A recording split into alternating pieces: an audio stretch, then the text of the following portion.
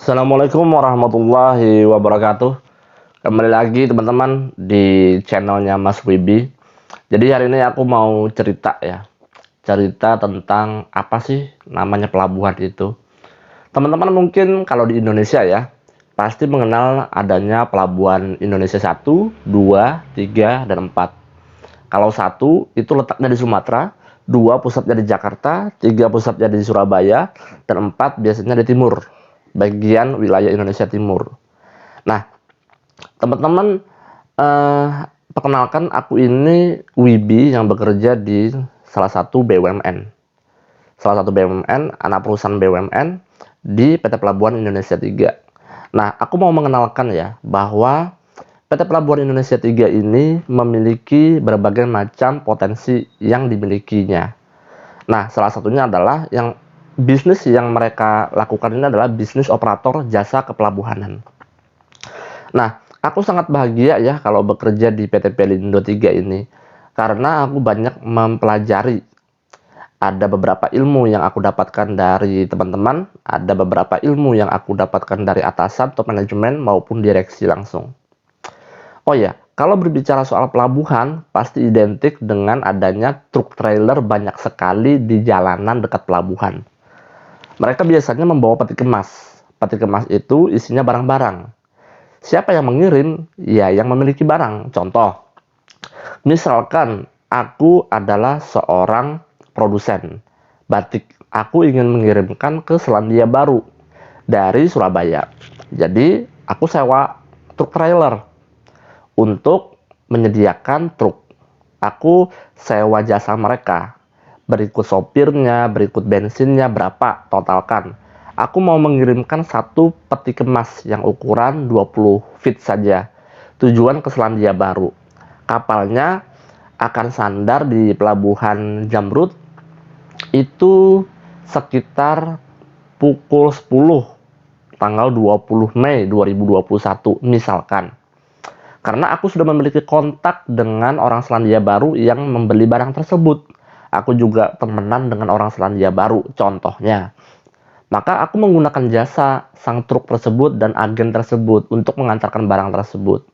Nah, ketika truk trailer masuk ke pelabuhan, itu pasti bayar parkir. Itu pasti bayar pas ke pelabuhan Indonesia 3. Salah satunya adalah operatornya adalah Terminal Jamrut Selatan ataupun Terminal Jamrut Utara. Teman-teman perlu tahu ya bahwa Jamrut Utara itu adalah area yes space code, area yang sudah disterilkan. Jadi siapapun itu tidak bisa masuk tanpa seizin top manajemen atau direksi atau manajer yang berjaga di sana. Nah, inilah yang menyebabkan PT Pelabuhan Indonesia 3 itu memiliki peran andil yang sangat penting. Nah, inilah yang menyebabkan mereka diberi uang, dibayar karena menyediakan jasanya. Jasa untuk menyediakan sebuah tempat bersandar kapal. Nah, kalau kapal bersandar di pelabuhan, itu otomatis bayar dengan Pelabuhan Indonesia 3 atau Pelindo 3. Ini begitu bagus.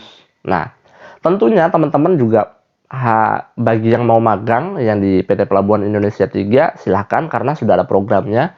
Silahkan bersurat, nanti akan dijawab oleh teman-teman diklat, teman-teman di kantor pusat maupun di cabang Surabaya. Nah, kalau berbicara peti kemas tadi ya, nah peti kemas itu ada berapa aja? Ada berapa aja ukurannya? Ada yang 20 feet, ada yang 40 feet. Kalau 40 feet itu yang memanjang, panjang sekali. Kalau yang 20 feet itu yang sedang aja, begitu teman-teman.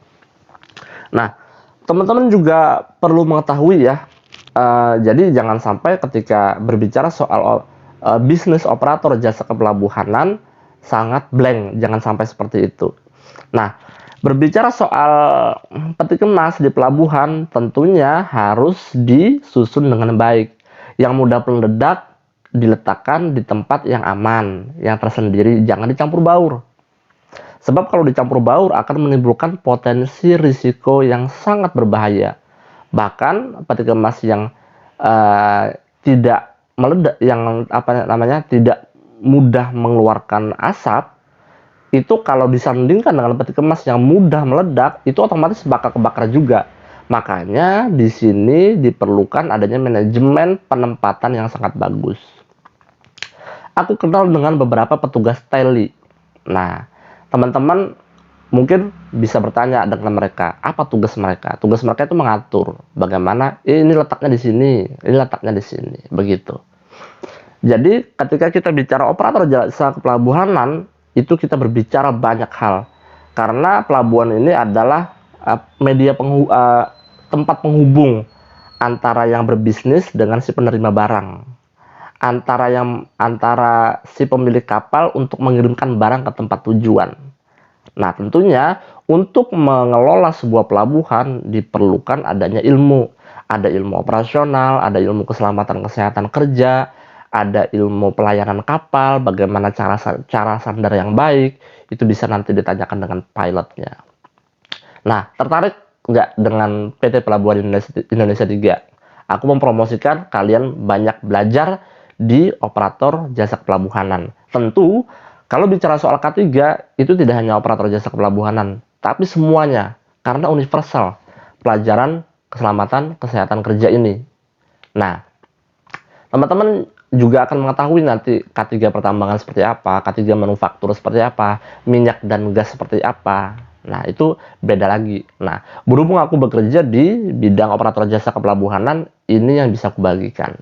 Terima kasih teman-teman sudah mendengarkan. Jangan lupa subscribe, like, share, dan komen. Share ke teman-teman kalian sebanyak mungkin supaya mereka mengetahui. Terima kasih. Wassalamualaikum warahmatullahi wabarakatuh.